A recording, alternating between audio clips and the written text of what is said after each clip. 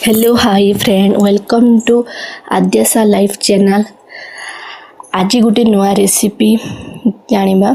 पश्चिम ओडिशार फेमस आंबिल बा लेथा जहाँ को कहती बहुत टेस्टी यम्मी आउ एटा तो ठंडा पागरे वर्षा पागरे बहुत भल लगे देखा जमी भल कांजी गांजी भाया सेमती खाइबा को जर जहाँ को होतबा जर पाटी पूरा तार छाड़ी स्वाद छाड़ी बढ़िया लगे पाटी को।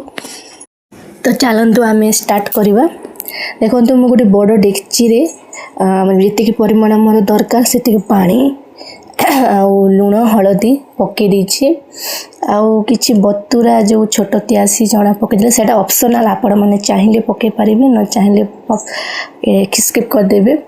आपण अनुजाई पानी नियंतु जेतिकी माने आपण घरे खाइबे सेतिकी परिमाण पानी नेबे। एठी देखंतु मु सब जहाँ जहाँ परिबा मोर दरकार से सब काटी देछि भेंडी बाईगण जह्नी आउ अमृतमंडा टिके आउ कखारू सब काटी देछि।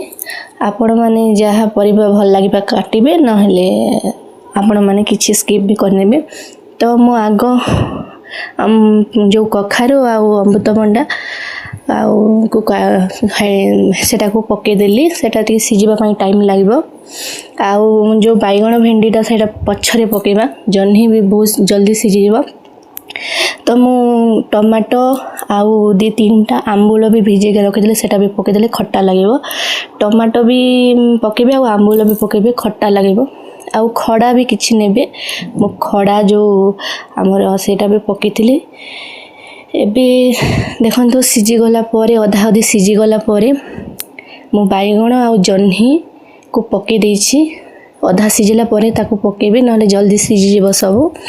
ताको पुणी फुटिबा पाई स्लो रे मीडियम फ्लेम रे छाड़ी देबा। तापरे भाजी के रखिथिबा भेंडी को पकेबा ताको 15-20 मिनट फुटेबा। माने एटा करबा लागि टिके टाइम दरकार धैर्य सहित टिके करिवे जल्दी तो हबनी धीरे धीरे मीडियम फ्लेम रे सब हबो बाकी बहुत टेस्ट भी लागिबो। न देखंतु सिजी गलानी अधा अधरे आउ टिके सिजेबा नहले दर कंचा ही जिवो। तो ताको मझे मझे चेक करबा। या एपटे देखंतु आंबिलर मेन जिनिस जोटा किछि बतुरा अरुआ चाउल रसुण लंका को बाटिकी रखिथिली सेटा सिजी गला परे तीन भाग सिजी गला परे तापरे पकेइबे। चाउल बट्टा पकई सारला परे ताकू पुणी एपट सेपट करी गोलेइबे ता माने से जो सब मिक्स हो जिवो। ताकू पुणी फुटिबा पई 10-15 मिनिट छाड़ी देबे नहले चाउल बट्टाटा कंचा कंचा लागिबो। एपटे देखंतु मु फुटण पई सब प्रिपेयर करि नेछि पंच फुटण सुखा लंका रसुण छेचा भृसंग पत्र मेन जोटा हमर रेसिपी रो।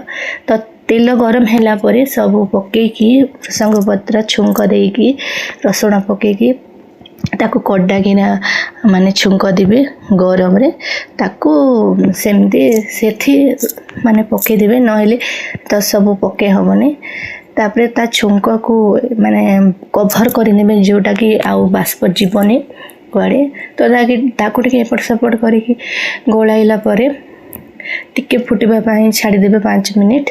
तो देखंतु रेडी ही गला हमर super tasty healthy yummy recipe पश्चिम ओडिशार फेमस लेथा बा आंबिल जहाँ को कहती। एटा को समस्ते करिकी खाती पाटी रुचि नथिले रुचिब। आउ वर्षा मासे ठंडा मासे बहुत यम्मी लागिबो। गरम गरम भात सहित खाइबे पेट फुल हो जिवो। भात कम खाइके एटा डबल निश्चित खाइबे थरे ट्राई करंतु। रेसिपीटी भल लगी सब्सक्राइब करी लाइक करेंगे निश्चित। जय जगन्नाथ।